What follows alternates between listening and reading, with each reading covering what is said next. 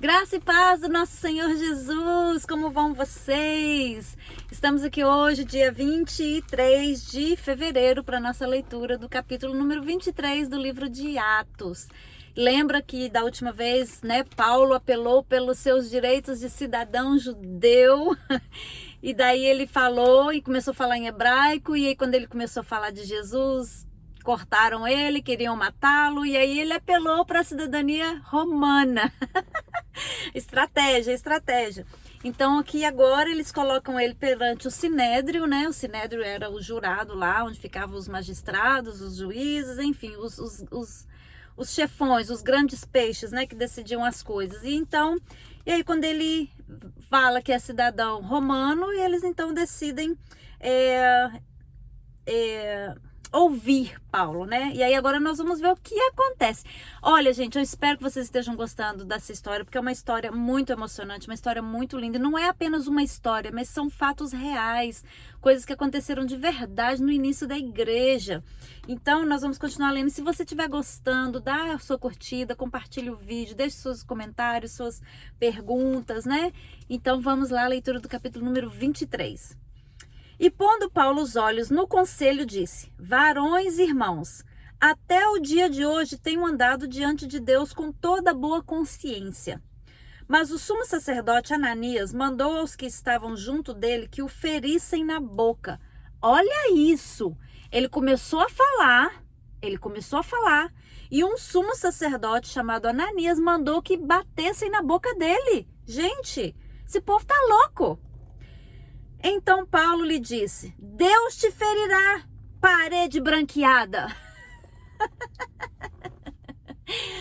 Como crente não xinga palavrão, ele falou parede branqueada.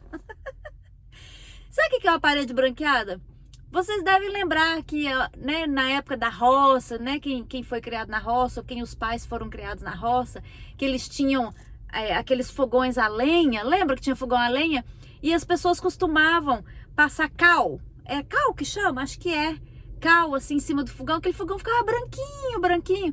Então era isso que Paulo estava chamando para eles, que eles eram tipo um cal, né? Algo que tá ali só para disfarçar, para embelezar, mas que por dentro eles não são grandes coisas. Ai, tem um cabelo no meu olho, gente. Perdão. Então Paulo chama ele. Paulo fica bravo que eles bateram na boca dele. E ele falou assim: Deus te ferirá, parede branqueada. Tu estás aqui assentado para me julgar conforme a lei, e contra a lei manda me ferir?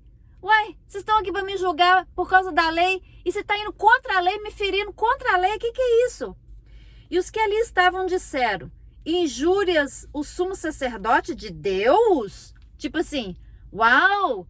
Você está amaldiçoando, você está injuriando o sacerdote, um homem de Deus. Gente, e Paulo não era um homem de Deus? Para ele ficar batendo nele fazendo isso? E Paulo disse: não sabia, irmãos, que era o sumo sacerdote, porque está escrito: não dirá mal do príncipe do seu povo. Então Paulo vira e fala assim: olha, eu não sabia que ele era um sumo sacerdote. Mas também quem ia imaginar que um sumo sacerdote ia se comportar daquela maneira, né?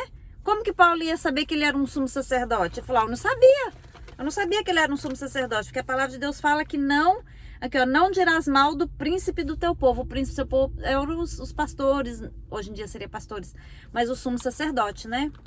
E Paulo, sabendo que uma parte era de saduceus e a outra de fariseus, clamou no conselho: varões, irmãos, eu sou fariseu, filho de fariseu.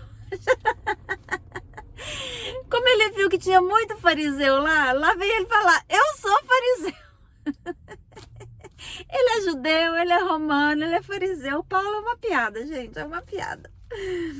Varões, irmãos, eu sou fariseu, filho de fariseu. No tocante à esperança e ressurreição dos mortos, eu sou julgado. E havendo dito isso, houve dissensão entre os fariseus e saduceus, e a multidão se dividiu. Então ali ele conseguiu dividir o povo, né?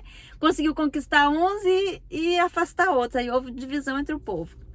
Porque os saduceus dizem que não há ressurreição, nem anjo, nem espírito.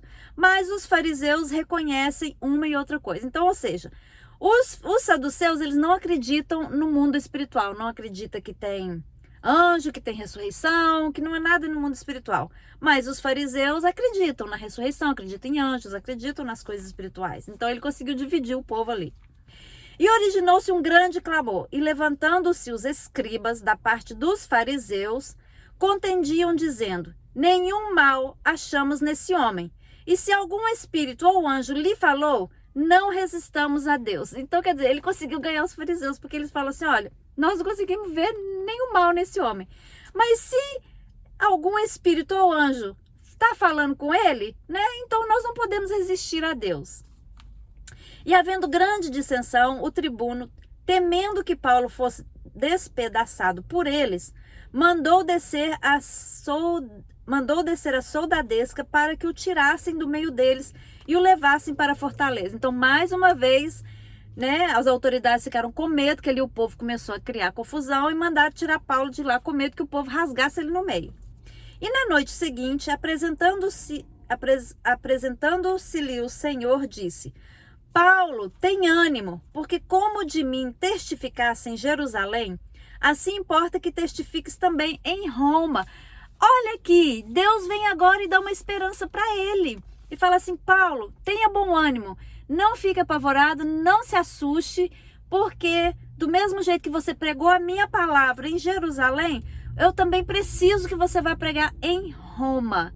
Então aqui já vem uma palavra de alento para ele, uma palavra de esperança, que ele não iria morrer ali naquele momento, né?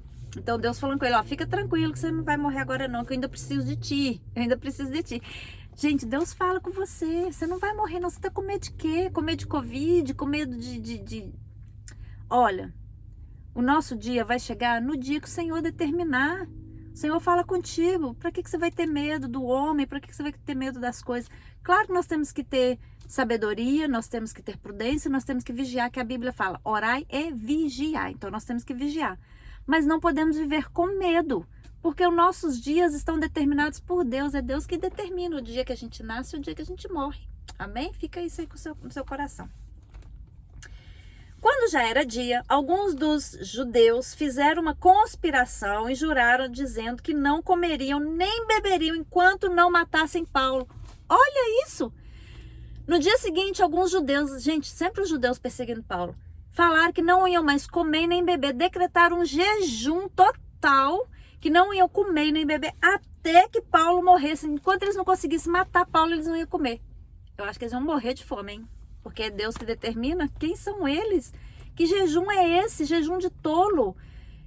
Gente, não existe esse jejum de tolo, um jejum para querer a morte de alguém, querer o mal de alguém. Deus nem recebe um jejum desse. Deus nem recebe uma coisa dessa.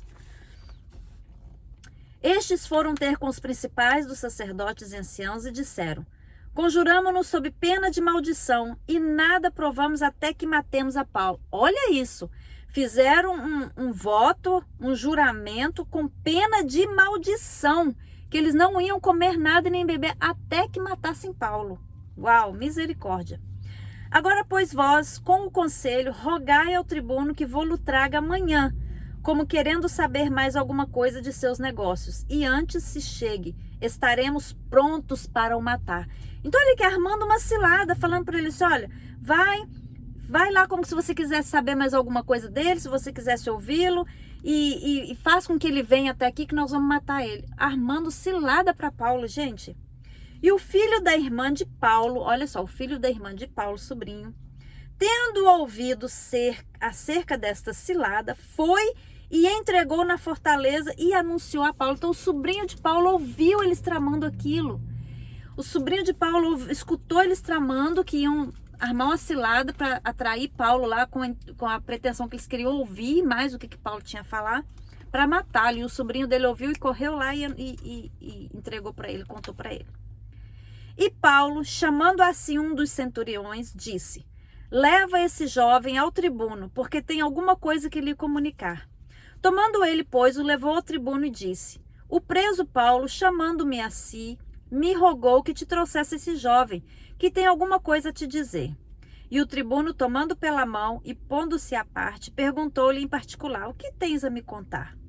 E ele lhe disse: os judeus se concentraram, rogar-te de manhã, leves Paulo ao conselho, como tendo de inquirir dele mais alguma coisa ao certo.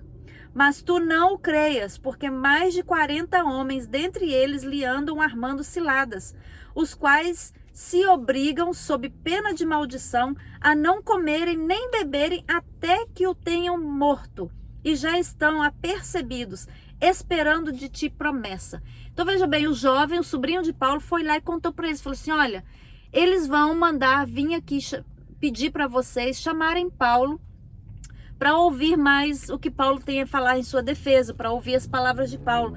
Mas não acredite, porque eles já fizeram um voto sob pena de maldição, que eles não vão comer enquanto Paulo não morrer. Isso é uma cilada para matar Paulo. Então o tribuno despediu o jovem, mandando-lhe que ninguém dissesse que lhe havia contado aquilo. Então o tribuno falou, ó, vai embora, pode ir tranquilo. E o tribuno falou assim entre eles, ninguém fala nada disso para ninguém. É silêncio, é segredo. Não vamos falar o que a gente acabou de ouvir da boca desse rapaz. É segredo. E chamando 2 centuriões, lhes disse, aprontai para as 3 horas da noite 200 soldados e 70 de cavalo e 200 lanceiros para irem até Cesareia. E aparelhai cavalguras para que, pondo nelas a Paulo, o levem a salvo ao governador Félix. Olha como Deus cuida! Então ali o tribuno falou assim, olha, preparem 200 soldados. Mas o que foi que eles falaram aqui?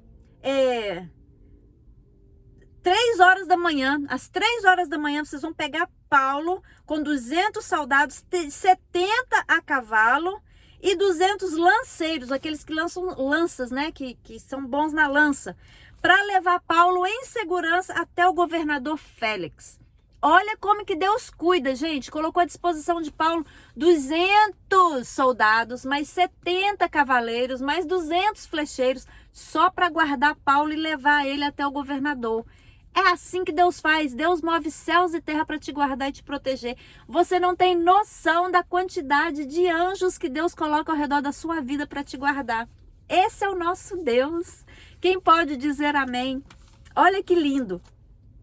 Este homem foi preso pelos judeus e, estando já a ponto de ser morto por eles, sobrevim eu com a soldadesca e o livrei, informando de que era romano. Querendo saber a causa por que o acusavam, levei ao conselho. E achei que o acusavam de alguma questão da sua lei, mas que nenhum crime havia nele, digno de morte ou prisão. E sendo-me notificado que os judeus haviam de armar ciladas a esse homem, logo te enviei, mandando também aos acusadores que perante ti digam o que tiverem contra ele. Passe bem. Então ele escreveu essa carta ao governador, né, falando tudo que tinha acontecido, como eles estavam tentando matar Paulo e como ele salvou Paulo, livrou Paulo do linchamento e estava mandando Paulo para ele para que ele escutasse Paulo e também que eles chamassem lá os acusadores de Paulo para escutar os acusadores também.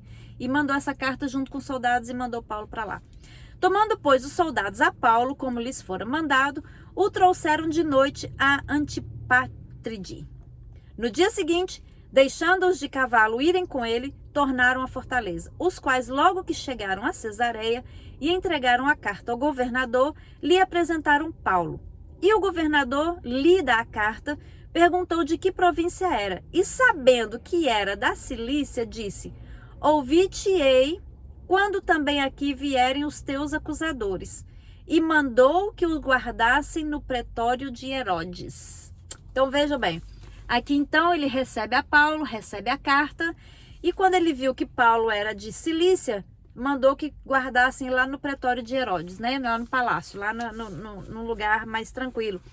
Então Paulo aqui mais uma vez está sendo guardado, está sendo protegido, e o governador fala assim, olha, eu quero te ouvir, mas eu tenho que ouvir também os teus acusadores, né? Eu vou ouvir sua versão, mas eu vou ouvir a versão dos seus acusadores também, para ver o que está acontecendo aqui. E nisso tudo a gente vê a mão de Deus. Então agora nós vamos ver o que vai acontecer com Paulo ali com o governador Félix. Lembra que Deus deu para ele uma promessa que ele ainda tinha que pregar em Roma. Então ele está tranquilo. Ele está assim, aconteça o que acontecer. O que eles decidirem é a mão de Deus que vai estar decidindo. Eu falo isso para você.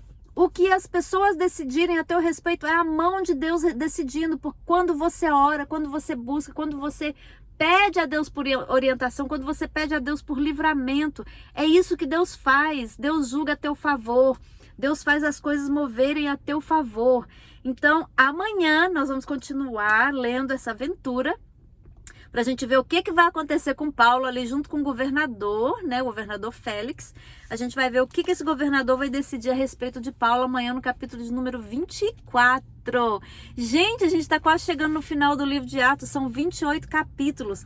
E amanhã vamos estar lendo o capítulo de número 24. Faltam só mais 5 dias, só mais 5 capítulos para a gente terminar. Amém? Olha, Deus abençoe você e não se esqueça.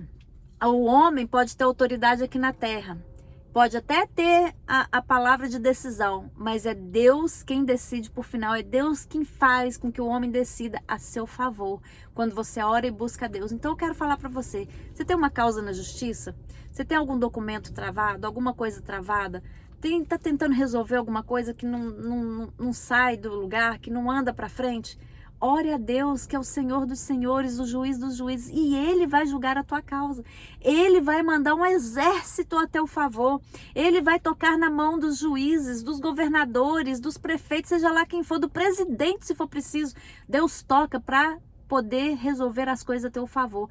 Então, clame, busque por Ele em nome de Jesus. Que você viu aqui, quando a gente honra o nome de Jesus, olha quanta coisa Deus nos livra, Deus move para poder nos abençoar.